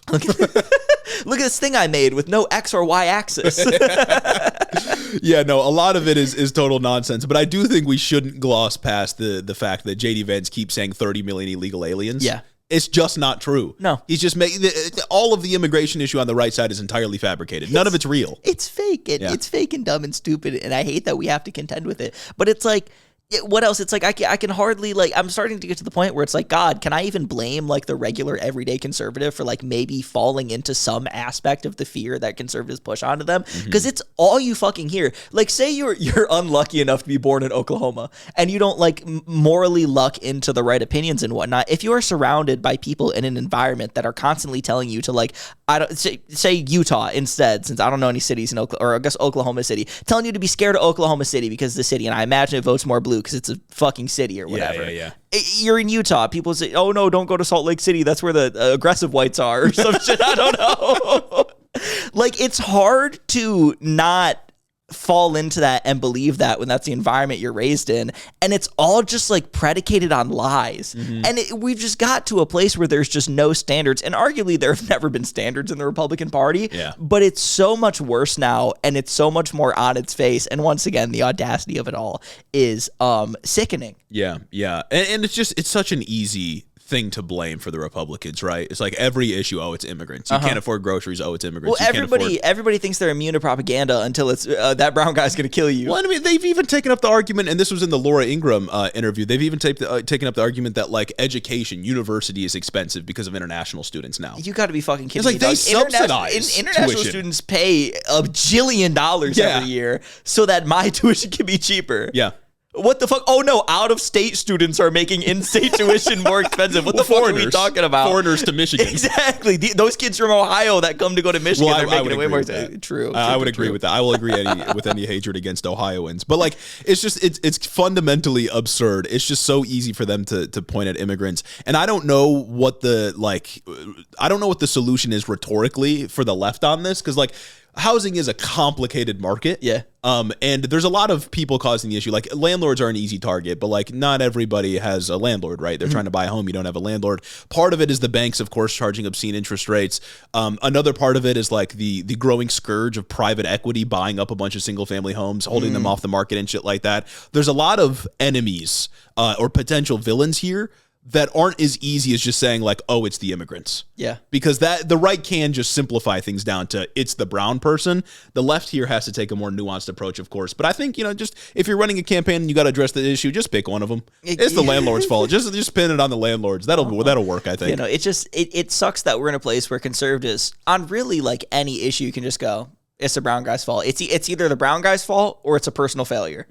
And that's it. Those are the only two things that can ever explain why anything's wrong ever. There's never any acknowledgement to like any, like, I don't know, of the invisible forces that control your life. Yeah. Like, I'm sorry, but it's like true. And it's just the government. And it reminds me of that one meme where it's like, oh, you can't blame your landlord, and it's a picture of one guy. And it's like, you have to blame the market. And then the market's just all that guy. Like, at some point, we can just pick a fight with these people because like it's their fault. At some point, maybe we acknowledge that, like, I don't know, the wealthy and their interests have been a problem. Yep. And they are a problem, and they lead us down like awful roads where we start demonizing whole groups of people because they're brown and come from Latin America. Yeah. So we talk about the nitty gritty here and all this data, not to try to make causal inferences, but just to point out that the economy is still rough for a lot of people, and Trump has done fundamentally nothing to address it. And their argument is basically the same as Biden's, except, as we said before, none of the policies that Trump has implemented are like traceable to any positive changes in macroeconomic indicators. Yeah. So it's really even more meaningless than when Biden did it. And even if prices came down marginally, as we said before, the fundamental issue is wealth inequality. The fundamental issue is that there's a class of people in this country that have a fuck ton of money and a fuck ton of power, and we refuse to do anything about it. And they continuously lobby the government to keep us in our positions, to keep us paying higher prices. And of course, Trump is not going to address that. Yeah, it's just kind of crazy wicked style. It's like, what did we get? We got Trump pressured the Fed, or maybe not pressured the Fed to drop interest rates by 0.5%. Mm-hmm. And that's it? Yeah, that's the policy, essentially. Hell yeah. And even addressing affordability for a guy like Trump would require acknowledging that things aren't affordable right now. And I don't think he's capable of that. No, because the polls are fake. Well, the polls are fake. Laura Ingraham, one of like the easiest interviewers for a guy like Trump, gave him several layups, and he just couldn't do it. No, he's just not there. Yeah, I don't think he's like mentally capable of admitting that things are wrong because of him. But we need to start like Joe Bidening this guy and talk about mental faculties. Yeah, we really do. We need to talk about how this guy just can't do it. Like he is the old man yelling at cloud. Yeah. Like he can't look at reality and see that like maybe things aren't as he seems because he's so old. Yeah, fucking no more old guys. No more old guys. I'm sick of old guys. Yeah, and that includes Gavin Newsom. That includes for some reason. I know Gavin Newsom's a young guy 100%. and mostly of sound mind, but I don't want him either. No old guys and no Gavin Newsom. It is gonna suck to get President Gavin Newsom. We're gonna get President Gavin Newsom. He's the front runner, dude. We're getting President Gavin Newsom in 2028, and then we're also going to have to sit through like damn near probably a decade of people being like, "Wow, how did Gavin Newsom pull it off? How did he figure it out? He must have ran a great campaign, and it totally wasn't just an outward rejection of Donald Trump and the Epstein files." And we're going to have to deal with that in 2026 and 2028 and for the foreseeable future until Trump is not a fixture in our politics. Well, I mean, and Democrats still talk about Biden's failures as like a communication issue. They even talk. Because I'm a loyal Pod Save America listener. I need to know what the libs are saying. I feel like they've been so much better, in the last couple months. They've been better in some ways, but I'm a loyal PSA listener. I simply have to know what's going on in the liberal mind.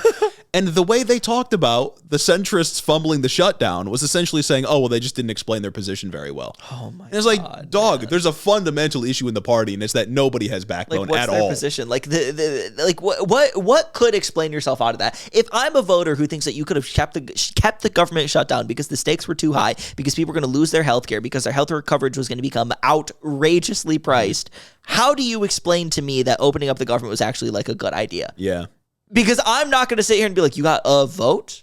You didn't even get votes, but you got the promise that things will be voted on? Yeah, like it's not going to matter. Like they essentially said like, yeah, the centrists fucked this up. Yeah, they could have held out longer. Yeah, they were at a point of like maximal strength, whatever. But people are going to forget that the Democrats caved in a year and it won't matter. And it's like, well, then why did we do any of this? Yeah. Like, should we just like roll over and allow ourselves to get stomped on by Trump? Like, if people aren't going to remember that we did something, should we not fight for it? Yeah. You know how many people did good things throughout history that nobody fucking remembers? Should we not just like do good things? It's just incredibly nihilistic, man. Yeah. It's like nothing matters except that which will be remembered. And it's like we just shouldn't fight because, I don't know, it's nonsense. I swear to God, like nobody in politics does want to like stand anything. People only want to just like do things and get away with it and whatever and get power and then go into Congress Congress and then do all these things so they can get consulting jobs after their tenure and just be rich. Like everything sucks so bad. Yeah, nobody makes like a moral argument for anything anymore. Yeah. And it's like, well, I mean, it's like, I do think there's such a thing as right and wrong. You know? I do think we should talk about like if things are right for the good of life or exactly. not. I do think that not everything should be dictated on whether or not it facilitates infinite growth in the economy. I think sometimes we can slow that down a second if it makes my life better, maybe. Yeah, and I think maybe sometimes, and you know, this might be a bit of a cliche, but I think sometimes actions speak louder than words. and sometimes, even though Joe Biden was, I will admit, unable to communicate literally anything towards the end there, I do think a lot of people saw his actions and were like, hey, that sucks. Yeah. Gaza specifically, but whatever. Specifically like one big, like massive action that he took or didn't take, depending on how you view the issue. Well, he had a red line. He had a red line that got crossed. And then Kamala Harris called for a ceasefire. Well, you know who's not in the Epstein files? Kamala Harris.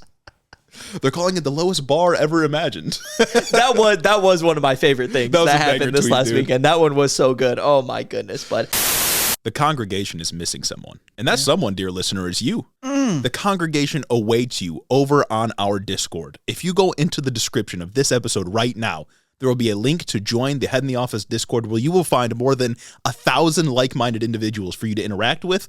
And maybe most importantly, we'll be there. 1,000 members strong. It is a burgeoning community of Hiddo heads. That's right. Ready to receive you into their arms. Make you a part of the community. Vest you as a Hiddo head. Over on Discord, we have discussions. You can interact with other Hiddo heads. And maybe, for some fun, we can do some community events. And we know that you want to be a part of that. Only available over on the official Head in the Office Discord. I think that brings us to the extras portion. Enough rambling. One story that I think we'll probably cover more on Thursday is ICE in North Carolina, Charlotte, I believe specifically. Bad. Yeah, bad. That's the other thing is it's like everything... Not everything is a distraction, like we've been saying before. I'm not saying that like government shutdowns are a distraction, Epstein files are a distraction, but it is to say that like just there's limited attention both in what can be published in the news, what I personally can pay attention to, and what I personally can like disseminate, and what's just in cultural conversation. And you got to kind of go with those wins.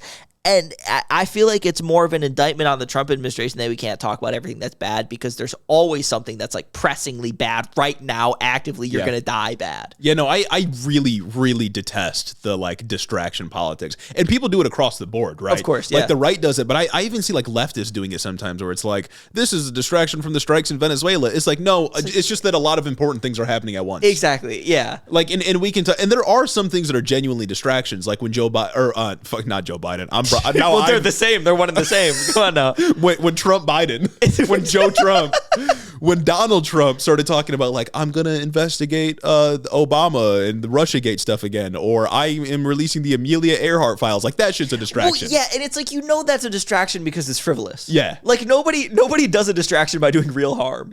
Like nobody goes out and being like, oh, I'm going to do a massive like ICE operation where I fund this agency $1 bajillion and make it more funded than other foreign militaries just to distract people from some other issue. Or nobody goes, I'm going to implicate myself as possibly a pedophile, possibly related to pedophiles, so I can do a distraction. Or I'm going to keep the government shut down and hold people on food stamps hostage as a distraction. Like that's just not...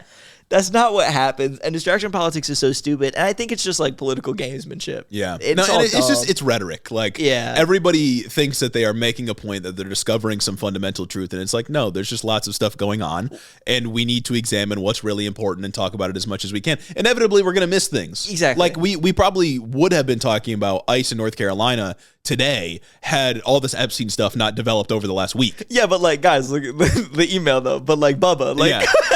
Like, come on. Like, it's really fucking stupid. And it just doesn't make sense. Like, how would it even make sense for like Epstein to distract from Venezuela or Venezuela to distract from ICE? Like, I think it's what does that mean? Everybody wants to have made a point. Like, I think everybody wants to like just like feel smart and wants to make a point. And I mean, look, pot kettle, you know what I'm saying? I have a podcast. I wouldn't be doing this if I didn't have points to make. You know what I'm saying? But this is where the free market shines when it comes to my success. Yeah. Anyway, I hear Eric Adams has something to say about Israel. Eric Adams got something to say about Israel, and I'm gonna need you to roll this clip because it's good. It's good, and I'm surprised you haven't seen this. You got anything to preempt it, or you just want to go in blind? We're just raw dogging it. Well, actually, Eric Adams, former mayor of New York City, I miss him already. I miss you so much. I will miss you.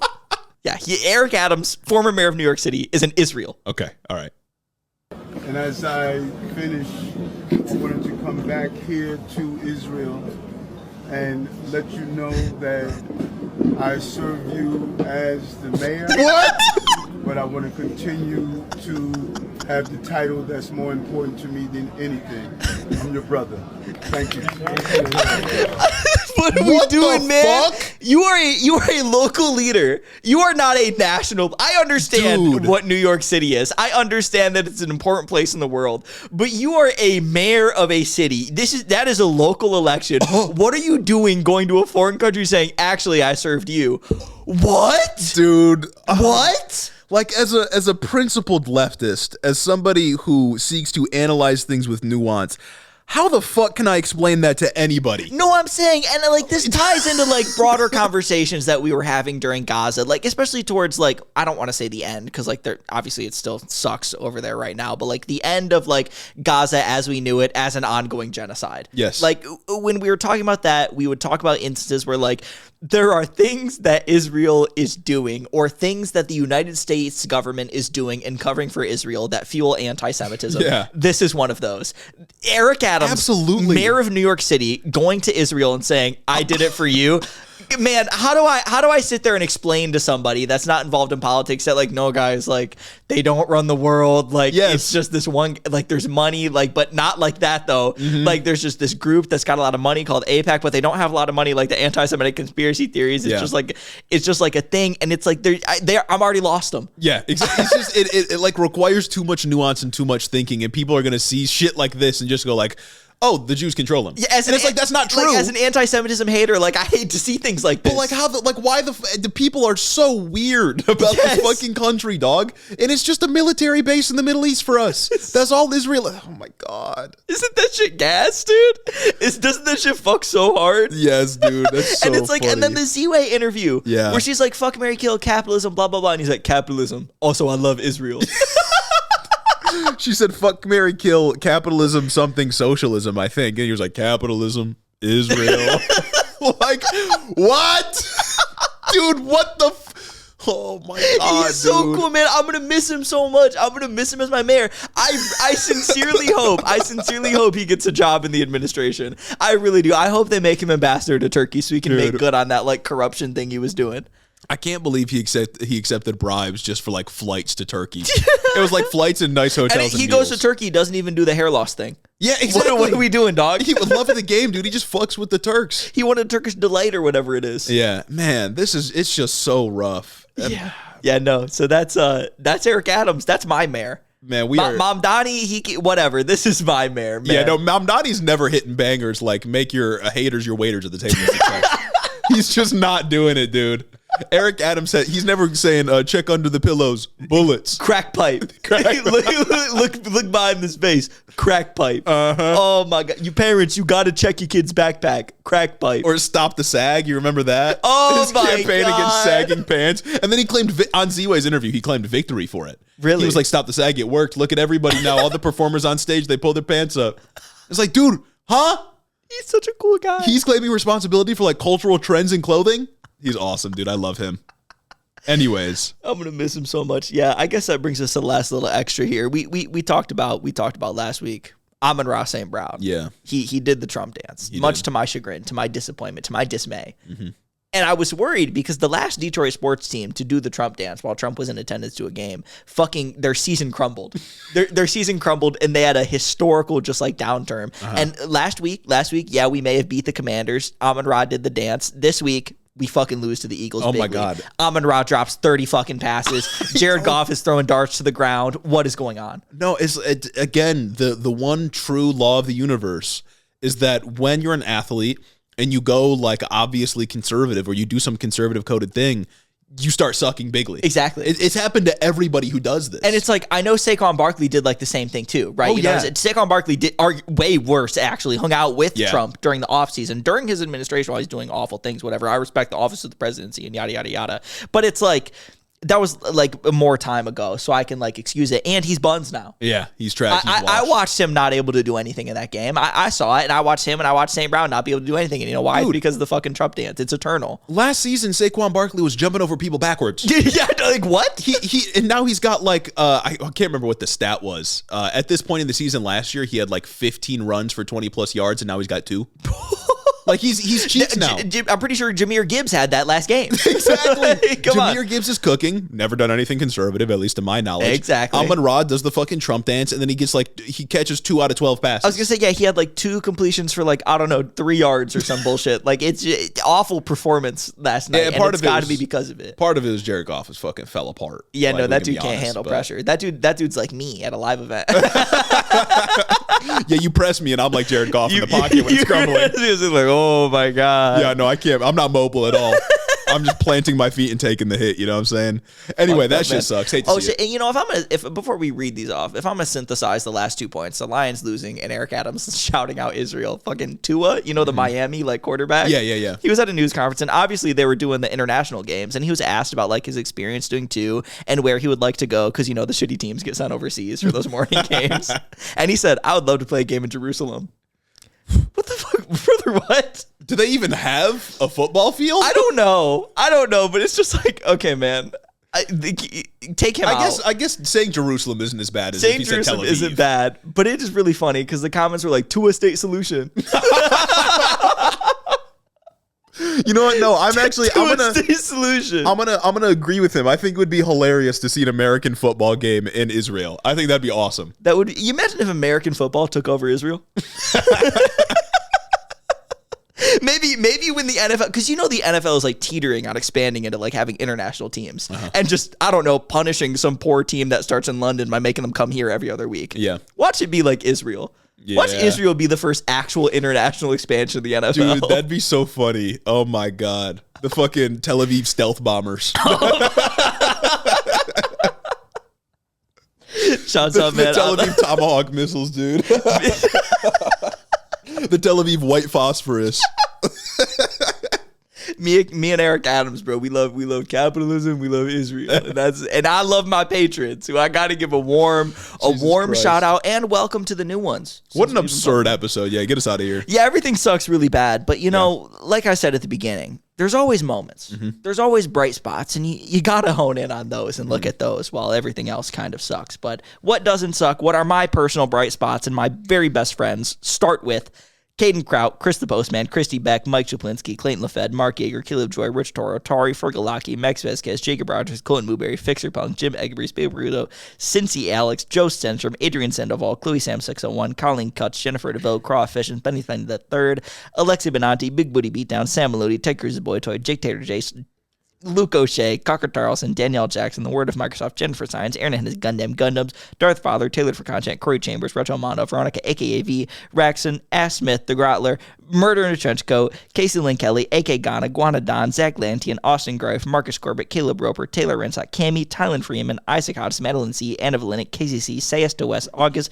Particular Pickman, Sir Capilot, Jeff Sines, Brendan's Egg, Froggy Gumdrop, Jackie Boy, Shameless, Coherent Babbles, MJ O'Sharp, Michaela Muncie, The Wallace, 3000, Chris Tika, Sean Lala, Amanda R, Tyler J, Particulon, Memfrez, Rhonda Stiletto. Wow. Midwest Marxist, Joe the Mailman, Gary from West Michigan, Shawnee GG, Juniper Not Jupiter, Stacked Crabs, I Crowley, Urban Peach, Lord of Forlorn, Holt Forsyth, Booty Snakes, Dew Fairy, Chelceratops, Austin Lima, Lane Waltz, Azim Fitta Hussein, Gorgeous Girl Mukes, Brooklyn G, Noverk the Dastardly, Goldthorn, Addy Book, Merlin, Cryobongi, Sergeant Pookie, Hoodie, Kim Kitsaragi, Rose Grimm, Kristen, Jamie the Young Extremist, Jack the Heathen, Archer W, Evan Mingo, AJ Torres, Elo Nico, Jake Hall, Seth Schmidt, Noah Sahas, Majawat, Ultra the Dragon, Mercy Boku, Dick Cheney and 6 Inch Heels, Luke Wechter, Henry Craggle, Tristan Ringsmith, Yaya, Asura the Atheist, Aiden Reese, Deep State Agent, Puddle Pirate, Southern Lefty, Lark61, KC, Cannon Man, Troy H, Mark Muffalo, Nahan San Diego, Nut Mode, Nick from New Haven, Connor Nix, Sound Logic, Sleven, I Have Never Made a Woman Orgasm, John from Houston, Jordino, Haley Weibold, Pablo Vasquez, Nurse Jen, Soul DJ, Maple Big Dog, CIA Small Creators Fund, Taylor from Burnt Down Minneapolis, Northeast Nick, Aya, Retired AF and SC, YK Coolin, Wolfer G, Gayest Worm, Niles Chamberlain, Sugar Free, Baja Blast, and my mom. Thank you all so much for supporting the show on Patreon. You might think that name, that list of names is long, but I don't think it's long enough. I don't think it's long enough either. And, you know, if you want to be read in that first half, get your friends on the Patreon. I think that could be doubled, tripled, maybe even quadrupled. Quadrupled would be huge, actually. I think that could get us to the point where I could afford a 15-year mortgage. True. Or no mortgage, buy house outright. Yeah, buy house in cash. Could you cash. imagine little old me? Little old me buying a house in cash rather than a 400-year mortgage. Yeah, guys, don't you want to see me buy a house in cash? Wouldn't that be really cool if I was able to do that? Next goal on Patreon, we buy a house. I buy a house in cash. What if it was like a content house, though, you know? Oh, like, my God. You never know. Maybe. It could make it happen. Thanks for listening, everyone. Have a great week.